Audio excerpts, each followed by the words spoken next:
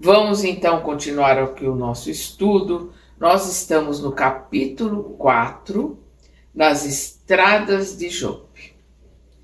Estamos na velha Jerusalém em uma clara manhã do ano 35 depois de Cristo. Quando nós começamos aqui o relato, nós estávamos em 34. Aqui já estamos em 35. No interior de sólido edifício, onde tudo transpira conforto e luxo da época, um homem ainda moço parece impaciente à espera de alguém que se demora. Ao menor rumor da via pública, corre à janela apressado, voltando a sentar-se a examinar papiros e pergaminhos, como quem se diverte matando o tempo. Chegando à cidade depois de uma semana de viagem exaustiva, Sadoc aguardava o amigo Saulo para o abraço afetuoso da sua amizade de muitos anos. Então nós estamos vendo aqui Sadoc aguardando a chegada de Saulo. Dentro em breve um carro minúsculo, semelhante às bíglulas romanas, estacava, parava à porta, tirado por 2 soberbos cavalos brancos. Então a gente vê o que é um carro pequeno, com 2 cavalos brancos. Mais para frente a gente vai entender por que ele precisava de 2 cavalos. Num minuto, as nossas personagens se abraçaram efusivamente, transbordantes de alegria. O jovem Saulo apresentava toda a vivacidade de um homem solteiro, bordejando os seus 30 anos. Ou seja, ele ainda não tinha completado 30 anos. Então, o que o Emmanuel está nos mostrando aqui? Ele está nos mostrando o Saulo, um homem vaidoso. Nós vamos ver aqui que ele chega muito bem vestido, como os romanos, numa biga, como a dos romanos, com 2 cavalos brancos. Seria mais ou menos como alguém chegar com uma Mercedes, uma Ferrari.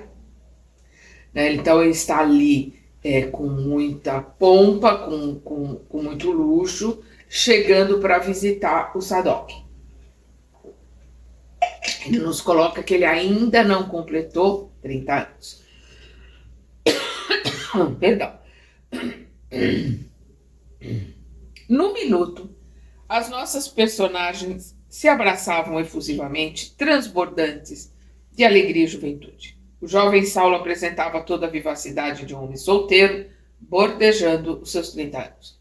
Na fisionomia cheia de virilidade e máscula beleza, os traços israelitas fixavam-se particularmente nos olhos profundos e percussientes, Nos olhos profundos, nos olhos percussientes, perspicazes, agressivos, isso que o Emmanuel está colocando ali, a questão da aparência máscula viril e,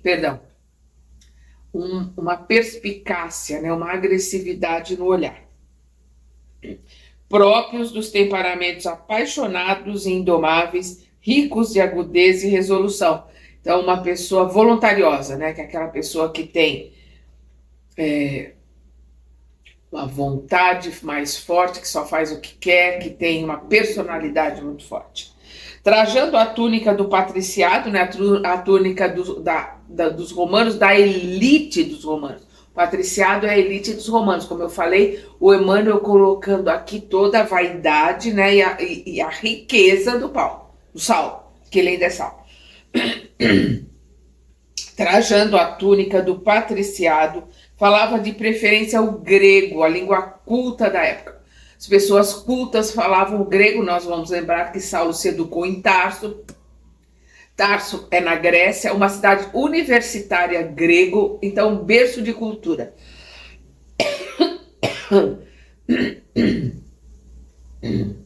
Então, trajando a túnica do patriciado, falava de preferência o grego, a que se afeiçoara na cidade natal, que ele é de Tarso, ao convívio de mestres bem-amados, trabalhados pelas escolas de Atenas e Alexandria. Então, os melhores mestres da Grécia, que aqueles que estudaram em Atenas e Alexandria foram seus professores em Tarso. Quando chegastes? Perguntou Saulo, bem-humorado, ao visitante. Então nós vamos ver que Sadoc havia chegado e Saulo foi ali, né, visitar. Estou, aqui palavras do Sadoc, estou em Jerusalém desde ontem de manhã. Aliás, estive com tua irmã e teu cunhado, que me deram notícias tuas ao partirem para Lida, é uma cidade ali próxima de Jerusalém. E como vais de vida lá por Damasco? Né, o Saulo pergunta para ele, porque Sadoc estava em Damasco. Sempre bem. Antes que se fizessem alguma pausa, Sadoc observou. E no coração. Mas como estás modificado? Um carro à romana, a conversação em grego e antes, né? Saulo, porém, não o deixou prosseguir e rematou. Ele cortou a conversa do Sadoc, estava falando ali das vestimentas, né? Daquela biga com 2 cavalos brancos, então, falando grego, ele cortou e rematou. E no coração, a lei, né, com L maiúsculo, né, Torá é lei. Então, no coração, a lei, a Torá, sempre desejoso de submeter Roma e Atenas aos nossos princípios. Eles são hebreus, então aos princípios hebraicos, né? E ali os que estão em Samaria são as 10 tribos, e as 2 tribos que ficaram mais ao sul são em Judá, por isso são chamados de judeus, né? Porque são as tribos que ficaram ali em Judá. Então, um judeu, como nós falamos aí até hoje. O Sadoc vai e coloca, sempre o mesmo homem, exclamou o amigo com um sorriso franco. Aliás, posso apresentar um complemento às tuas próprias explicações. A biga é indispensável às visitas a uma casinha florida na estrada de Jope. E a conversação grega é necessária aos colóquios com uma legítima descendente de Isacar, nascida entre as flores e os mármores de Corinto. Então aqui nós entendemos os 2 cavalos, né? Porque os 2 cavalos brancos, né? Não precisam ser brancos porque são mais caros, né? Mas a biga e os 2 cavalos, porque Jope ficava a 65 quilômetros de Jerusalém. Então Saulo ia até Jope, ficava lá com Abigail e voltava no mesmo dia. Então ele precisava cavalos fortes, velozes, para que ele pudesse fazer 65 quilômetros para ir, 65 quilômetros para voltar. São 130 quilômetros no mesmo dia. Para quem está a cavalo, não é tão simples assim. E aqui ele fala dele conversar com Abigail em grego. Mas nós vamos, como nós vimos, né, nos capítulos passados, a gente vai, o Emmanuel deixa claro que Abigail fala hebraico, né? Então, que é a língua dos judeus lerem a Torá é escrita em hebraico, a Torá é lida em hebraico, e tudo que se fala de Deus, tudo que se fala de religiosidade, ou acerca de... O judeu não pronuncia a palavra Deus, ele usa Adonai, o Senhor, o Eterno, ou aquele que não deve ser nomeado, é assim que eles colocam, né?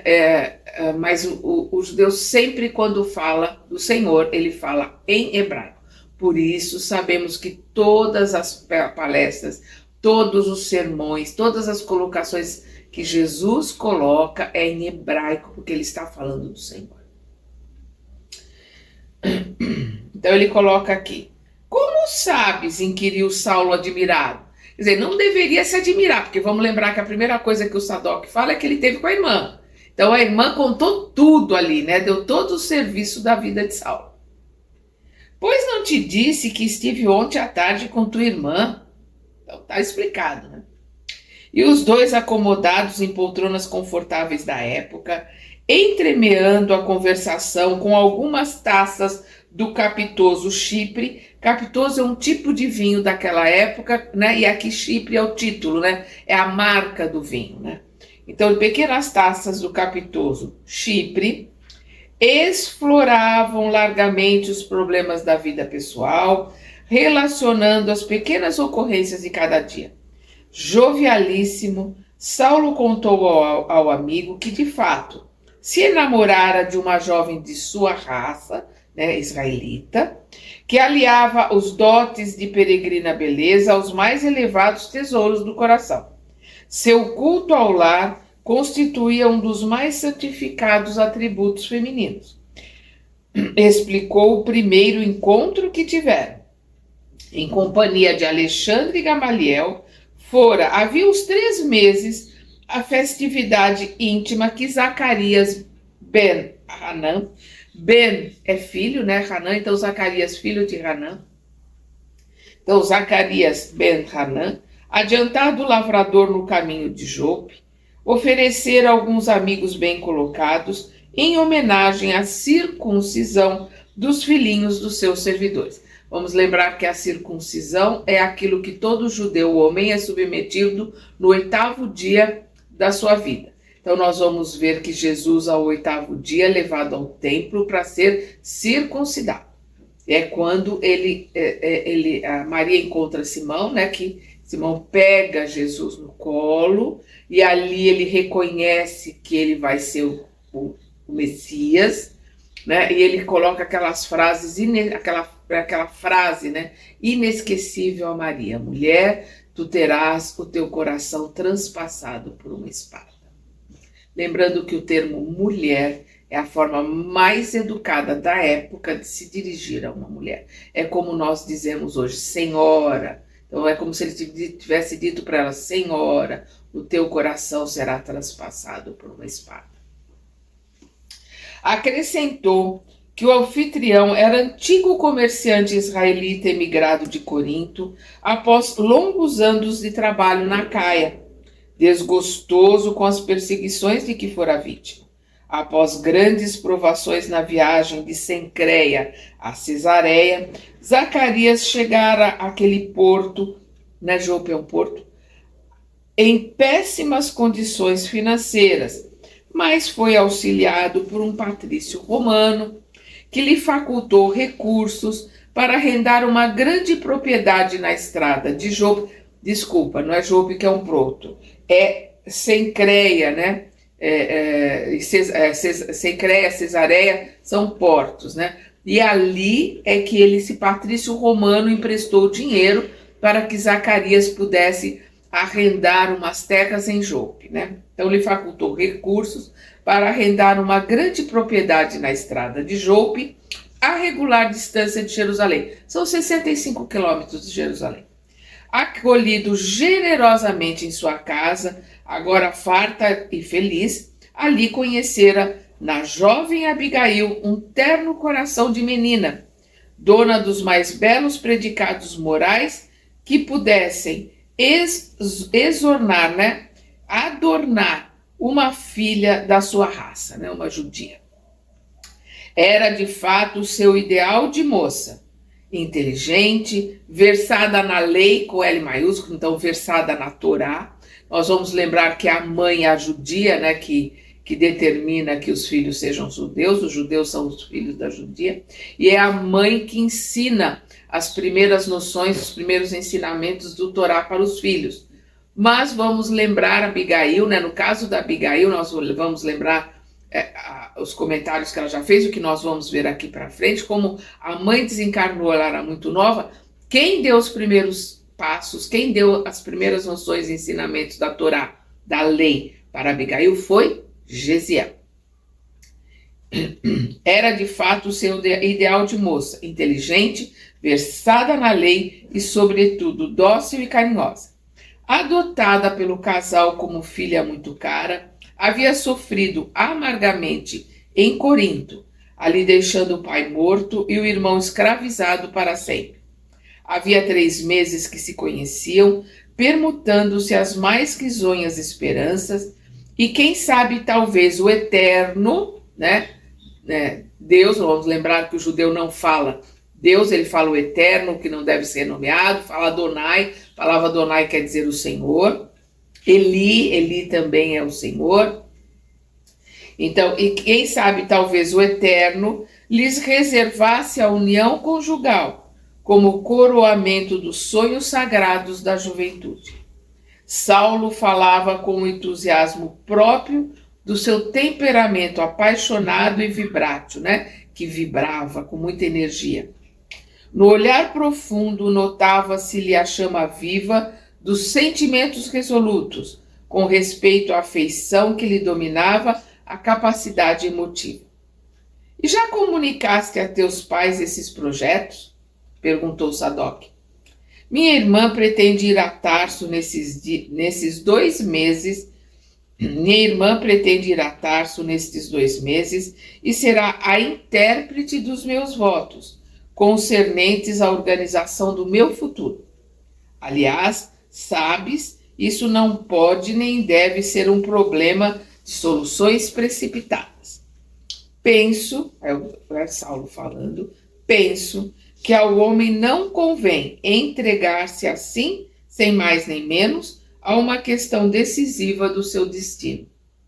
Obedecendo ao nosso velho instinto de prudência, venho analisando demoradamente meus próprios ideais e ainda não trouxe Abigail para conviver com Dalila, que é a irmã dele, né? Alguns dias em nossa casa.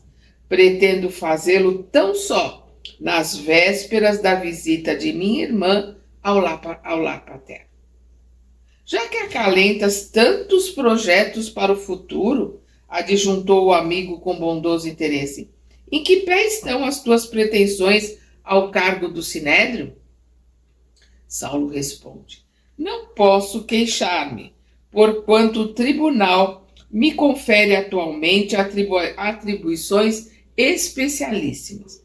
Sabes que Gamaliel há muito vem instado com meu pai a respeito da minha transferência para Jerusalém, onde me prometem lugar de relevo na administração do nosso povo. Como sabemos, o antigo mestre, né, está idoso, que é Gamaliel, está idoso, e deseja retirar-se da vida pública.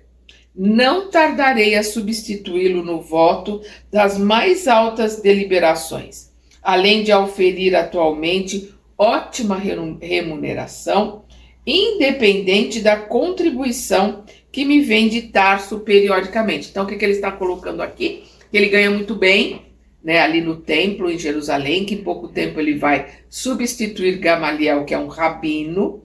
Então, ele de fariseu e doutor da lei vai ser também rabino, e que ele recebe um bom pagamento, além da mesada que ele recebe do pai que vem de Tarso, da mesada que vem de Tarso que ele recebe do pai. Tenho, acima de tudo, o ideal político de aumentar meu prestígio junto aos rabinos. É preciso não esquecer que Roma é poderosa e que Atenas é sábia, tornando-se indispensável acordar a eterna hegemonia de Jerusalém como tabernáculo do Deus único. Então, ele está ali os ideais dele de levar o conhecimento, a cultura judaica para Roma, né? Atenas, Roma que é poderosa, e para Atenas que é dona do conhecimento, né? Que é dona da sabedoria, que é capital da Grécia. Toda essa região dominada pelos romanos, todos são escravos, os gregos são escravos, né? Todos ali os hebreus são escravos, ali tem todas as raças dominadas ali pelo romano, que domina a maior parte da humanidade conhecida naquela época, todos são escravos. Precisamos, pois, Saulo continua, né? Precisamos, pois, dobrar os joelhos de gregos e romanos ante a lei de Moisés. Sadoc, no entanto, deixando perceber que não prestava muita atenção ao seu idealismo nacionalista, retinha o pensamento na situação particular, advertindo delicadamente. Pelo que me dizes, folgo em saber que teu pai vai melhorando progressivamente as condições financeiras e dizer-se que foi tecelão humilde. Saulo, né, coloca. Por isso mesmo, talvez, né, glosou Saulo, cortou Saulo. Ensinou-me a profissão, quando menino, para que nunca me esquecesse de que o progresso de um homem depende do seu próprio esforço.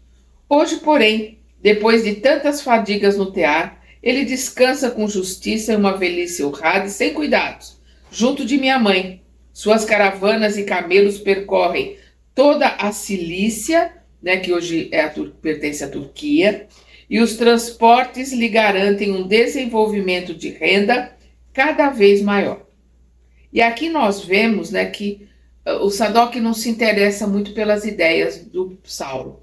A gente vê ali que o Saulo não percebe, mas nós vamos ver mais para frente aqui na história, que o interesse do Sadoc é mais pela posição de Saulo e por Saulo ser um homem rico. Não é uma amizade profunda, verdadeira à pessoa, né? O ser humano do Saulo. A palestra continuou animada e em dado instante o moço de Tarso inquiriu o amigo sobre os motivos que o traziam a Jerusalém. Sadoc responde: vim certificar-me da cura do meu tio Filodemos, que ficou curado da velha cegueira mediante processos misteriosos, disse Sadoc. Como se trouxesse o cérebro repleto de interrogações de toda sorte, para as quais não encontrava resposta nos próprios conhecimentos, acentuou. Sadoc falando, né? Já ouviste falar nos homens do caminho, né? Caminho aqui entre aspas, que é o nome dado aos seguidores do Cristo, são homens do caminho. O Saulo responde: Andrônico falou-me a respeito deles há muito tempo. Não se trata de uns pobres galileus maltrapilhos e ignorantes que se refugiam nos bairros desprezíveis? Isso, justamente, né, colocou Sadoc. E contou que um homem chamado Estevão, portador de virtudes sobrenaturais no dizer do povo, havia devolvido a vista ao tio com o assombro geral de muita gente. Vamos lembrar que Estevão chega à casa do caminho, ali na metade no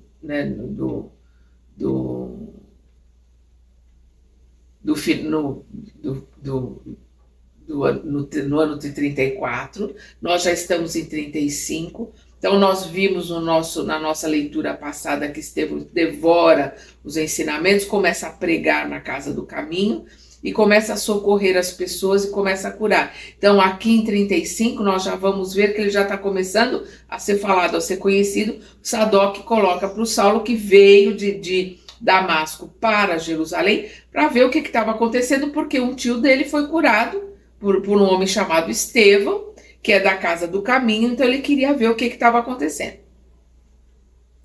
Né? E aí ele coloca, né, que esse homem... E contou que um homem chamado Estevão, portador de virtudes sobrenaturais, no dizer do povo, havia devolvido a vista ao tio com assombro geral de muita gente. Como é isso? Disse Saulo admirado. Sadoc responde: como pôde... Não, desculpa, o Saulo continua. Como pôde Filodemos submeter-se a experiências tão sórdidas? Acaso não terá compreendido que o fato pode radicar nas artimanhas dos inimigos de Deus, né? Pode estar na raiz, essa cura pode estar na raiz dos inimigos de Deus, né? Dos inimigos da lei, né? Dos inimigos das leis mosaicas. Várias vezes, desde que Andrônico me referiu o assunto pela primeira vez, tenho ouvido comentários a respeito desses homens. Cheguei mesmo a trocar ideias com Gamaliel, no intuito de reprimir essas atividades perniciosas. Entretanto, o mestre, com a tolerância que o caracteriza, né, porque o Gamaliel é discípulo de Hillel, né, que vai pela linha do amor, vai pela linha da tolerância, da fraternidade, da empatia. E vamos lembrar que Saulo vai mais para a linha do pragmatismo, né, da razão, do endurecimento em relação às leis. Então, com a tolerância que o caracteriza, me fez ver que essa gente vem auxiliando a numerosas pessoas sem recursos. Sim, atalhou o outro, mas ouço dizer que as pregações de Estevão estão arrebatando muitos estudiosos a novos princípios que, de algum modo, infirmam, né, cancelam, né, destroem, apagam, cancelam a lei de Moisés. Lei com L maiúsculo, a lei de Moisés, né? As leis de Moisés que estão na Torá. Nós vamos lembrar que os 5 livros da Torá são as leis que Moisés ditou para o povo depois que ele desceu do Monte Sinai. Ele traz os 10 mandamentos, né, que são as leis de Deus, e ele, a partir desses 10 mandamentos, ele coloca mais 600, vai colocando mais 603 leis, que o judeu tem 613 leis. E aqui o Saulo coloca: todavia, não foi um carpinteiro galileu obscuro, sem cultura, que originou tal movimento? Que poderíamos esperar da Galileia?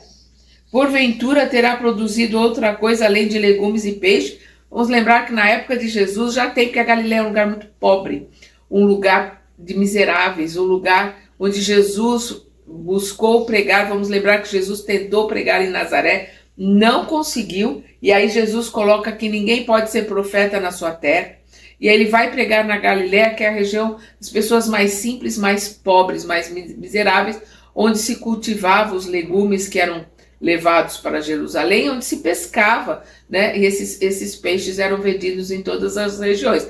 Então é o que o Saulo está colocando aqui: a única coisa boa que vem da Galileia são legumes e peixes. Contudo, o carpinteiro martirizado tornou-se um ídolo para os sequazes, né? Para os miseráveis, procurando desfazer as impressões de meu tio, chamando a razão com a energia necessária. Fui levado, é o Sadoc falando, né? Fui levado a visitar ontem as obras de caridade dirigidas por tal Simão Pedro. É uma instituição estranha e que não deixa de ser extraordinária. Crianças desamparadas que encontram carinho, leprosos que recobram a saúde, velhos enfermos e desprotegidos da sorte que exultam de conforto. Aí vamos lembrar aqui que naquela época eles chamavam de leprosos toda e qualquer pessoa que tivesse qualquer problema de saúde, né? O que eles chamam de saraí, a doença de pele. Então apareceu alguma coisa, como eles dizem, algum problema de saraí, problema de pele, as pessoas eram colocadas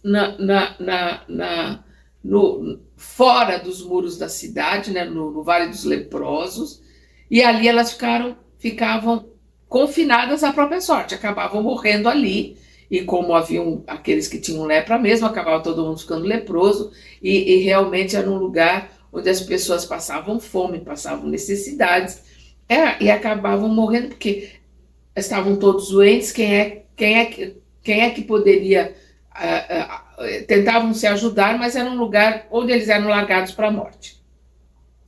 Então, por isso que ele diz: crianças desamparadas, por causa de crianças órfãs ou crianças abandonadas, né?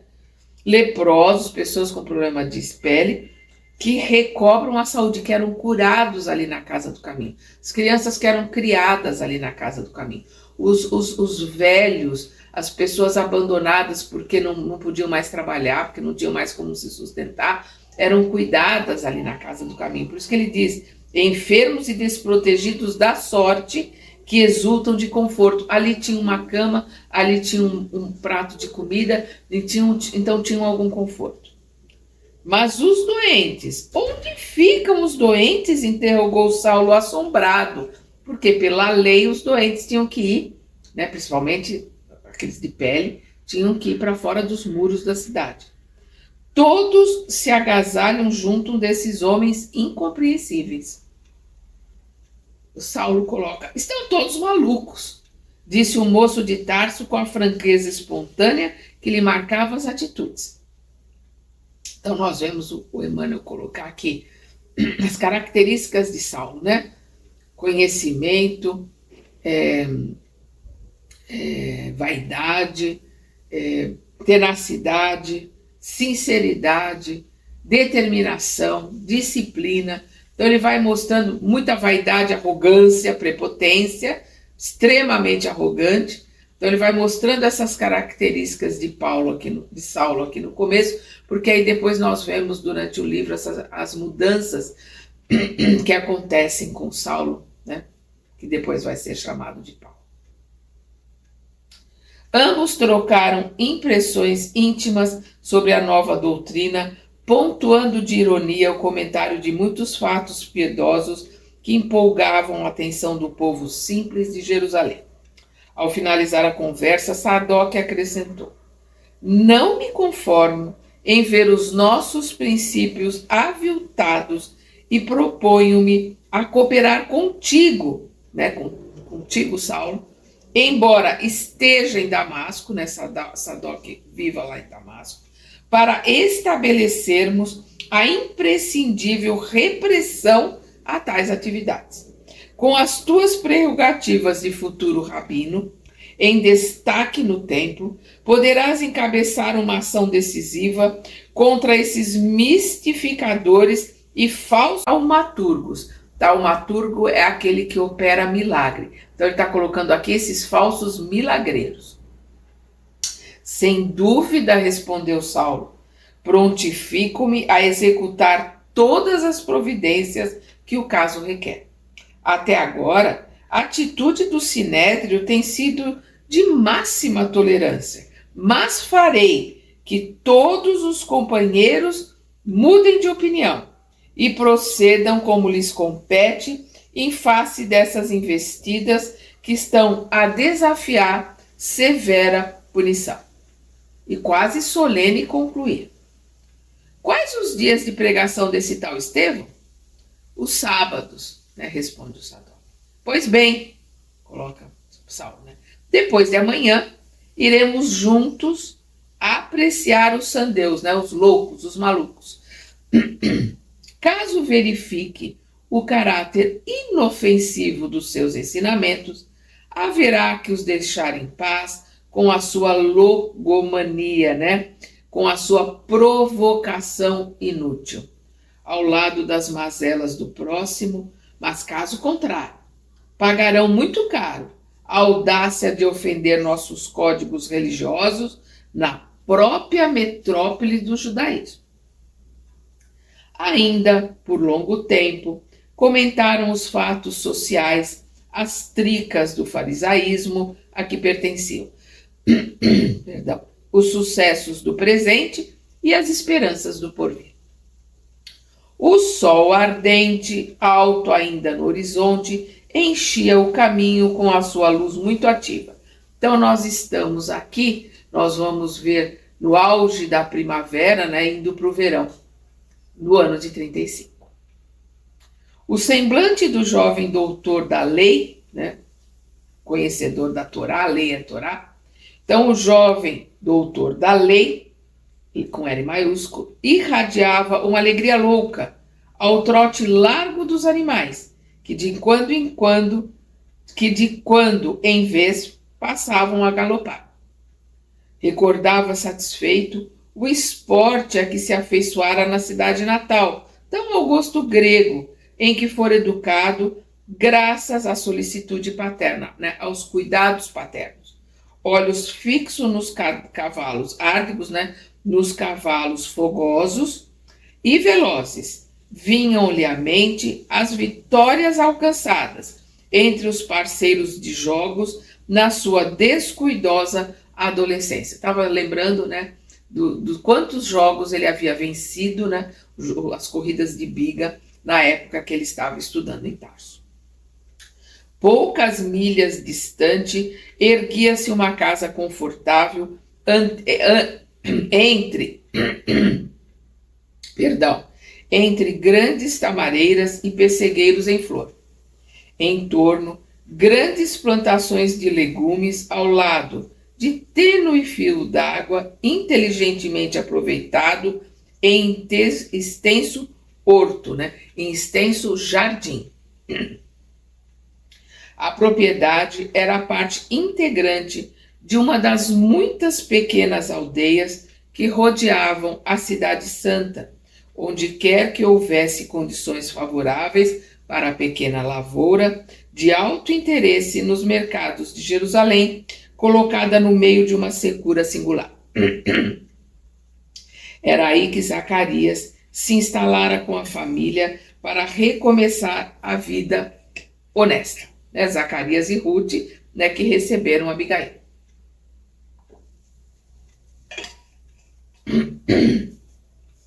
Ruth e Abigail procuravam ajudá-lo no seu nobre esforço de homem ativo e trabalhador, cultivando frutos e flores, e com isso, aproveitando toda a terra disponível.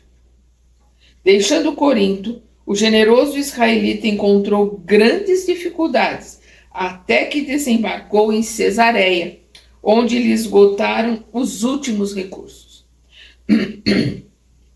Alguns conterrâneos, entretanto, o apresentaram a conhecido patrício romano, grande proprietário na Samaria, e que lhe emprestou avultada soma, recomendando-lhe aquela zona de Jope, onde poderia arrendar-lhe a propriedade de um amigo. Zacarias aceitou o auxílio e tudo ia às mil maravilhas. A venda de legumes e frutas, bem como a criação de aves e animais pesados, compensavam-lhe as fadigas. Embora distante de Jerusalém, tivera ensejo de visitar a cidade mais de 3 vezes, sendo que, sob o amparo de Alexandre, parente próximo de Anás, conseguira incluir-se entre os negociantes privilegiados que podiam vender animais para os sacrifícios do templo. Vamos lembrar que foi Alexandre com Gamaliel que levou Saulo na casa de Zacarias. Então, Alexandre, que é parente próximo de Anás, que é um sacerdote, nós vamos ver que Zacarias passou a ter o privilégio de poder vender para o templo os animais que iam ser sacrificados. Então, nós vamos ver que quando Jesus é levado ao templo, José sacrifica 2 pombas, que é o que ele podia fazer. Então, é um hábito judaico, as pessoas colocarem um animal para sacrifício, para limpar os seus pecados, os seus débitos. Daí que vem o termo bode expiatório, porque os judeus têm o hábito de sacrificar um bode e depois jogar as suas cinzas, que isso simboliza esse sacrifício para apagar os débitos, para apagar os erros das pessoas. Então, cada judeu, conforme as suas posses, ele conversa com o sacerdote, e o sacerdote, conforme as suas posses, lhe coloca, sacrifica uma pomba, 2 pombas, um carneiro, um bode, um boi, dependendo das posses que a pessoa tem, ela faz o sacrifício no templo. Esses animais são comprados ali no templo, e a gente vê que Zacarias está criando animais para vender ao templo, para o templo revender. Auxiliado por amigos influentes do estofo, do grupo de Gamaliel e de Saulo de Tarso, que se emancipara da condição de discípulo para graduar-se em autoridade competente, Saulo de Tarso emancipara de discípulo de Gamaliel para graduar-se em autoridade competente no mais alto tribunal da raça. Pudera resgatar grande parte de suas dívidas.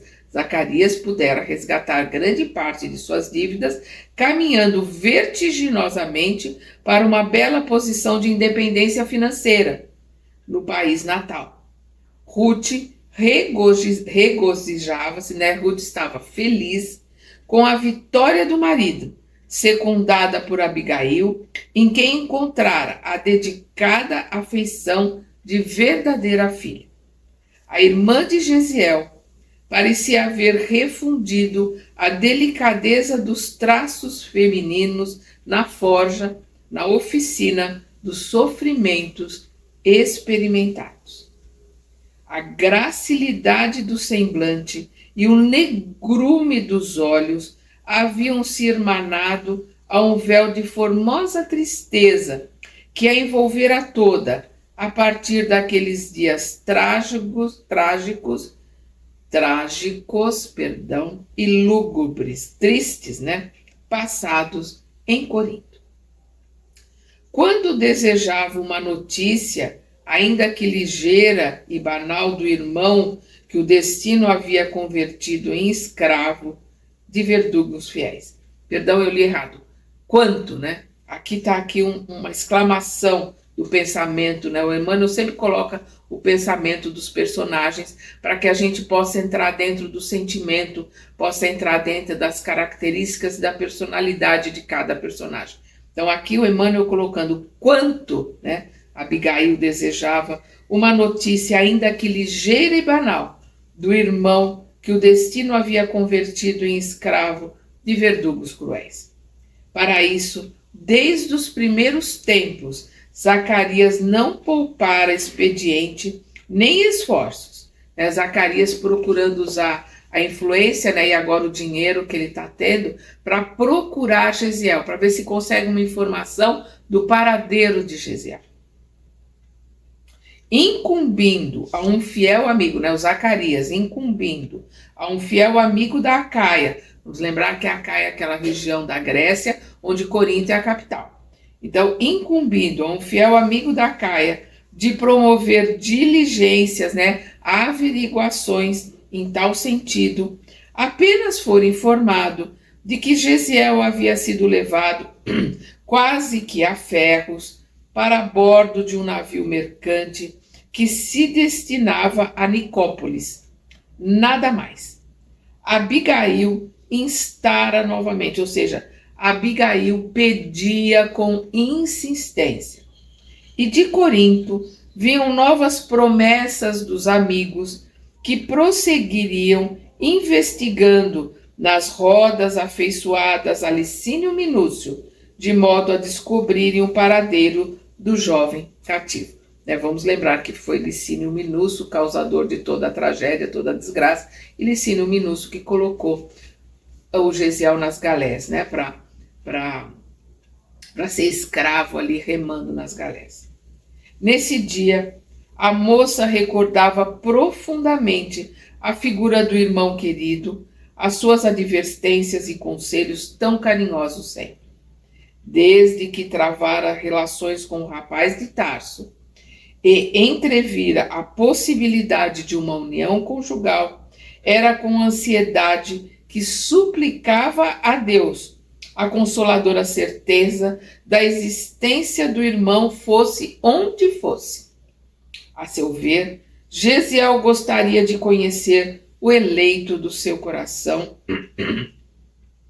cujos pensamentos eram igualmente iluminados pelo zelo sincero.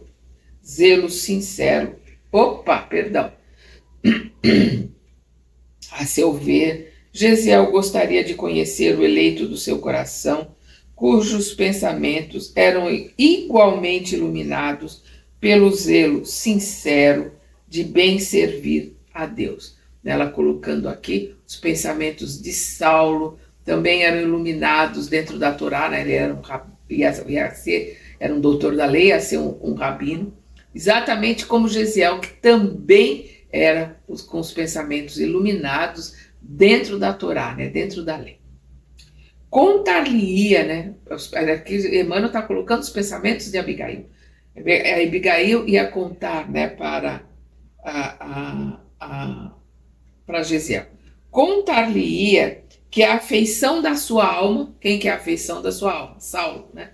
Contar-lhe-ia que a afeição da sua alma era também entretecida de comentários religiosos e filosóficos, e não tinham conta as vezes em que ambos se submergiam na contemplação da natureza, com N maiúsculo, né, da criação de Deus, comparando as suas lições vivas com os símbolos divinos dos escritos sagrados. Então ela está colocando aqui que ela com Saulo ficavam admirando a natureza e falavam sobre os ensinamentos da lei, ensinamentos da Torá.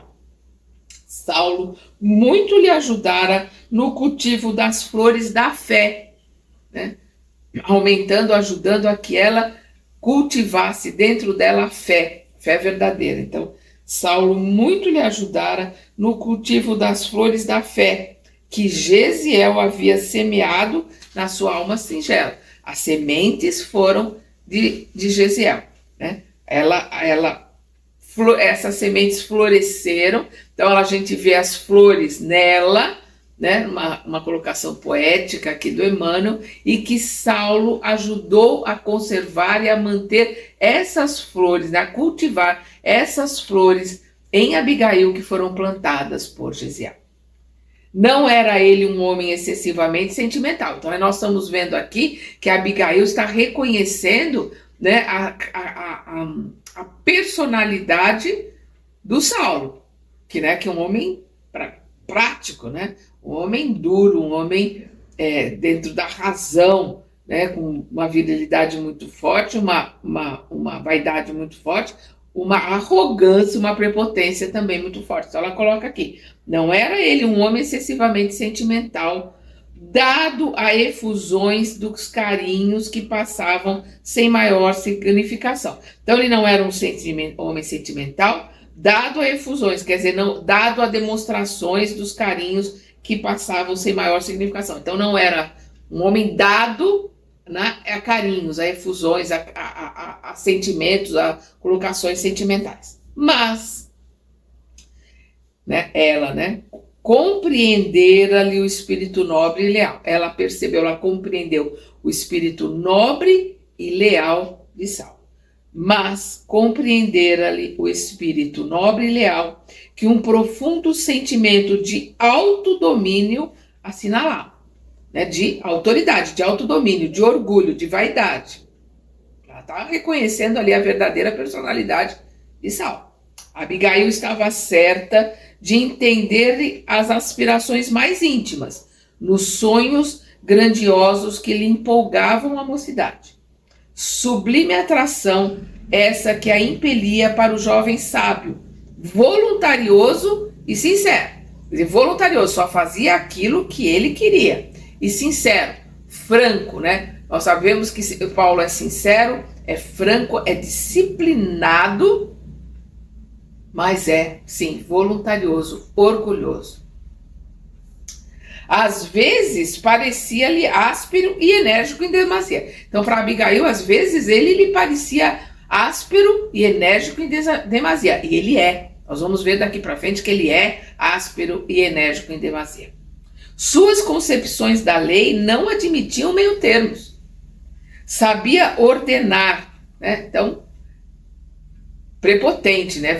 Mandão ali. Sabia ordenar e desagradava-lhe qualquer expressão de desobediência aos seus propósitos. Então a gente vê aqui, ela vendo nitidamente como ele era.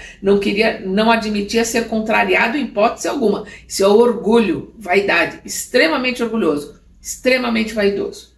Então sabia ordenar e desagradava-lhe qualquer expressão de desobediência aos seus propósitos.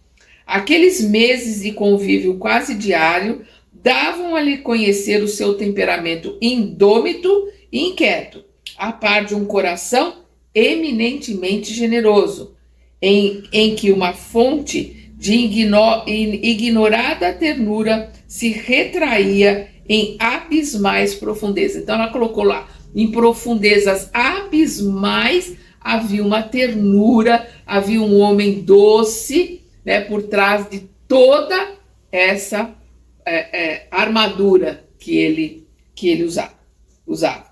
Mergulhada em cismas, né, em ideias fixas. Então, mergulhada em ideias fixas, num gracioso banco de pedra, junto dos pessegueiros, em festa primaveril, como nós falamos, né? Ali nós estamos no auge da primavera de 35, viu que o carro de Saulo se aproximava ao trato largo dos animais. Zacarias o recebeu à distância e, juntos em conversação animada, demandaram ao interior para onde a jovem se dirigiu. E nós vamos parar por aqui, a chegada de Saulo à casa de Zacarias, Zacarias indo recebê-lo, né, na entrada da casa, levando-o para dentro da casa. Abigail, ali da onde ela estava no jardim, viu e voltou para dentro da casa para se encontrar com Saulo. Nós, no nosso próximo estudo, vamos continuar esse encontro aqui de Saulo e Abigail. Até lá!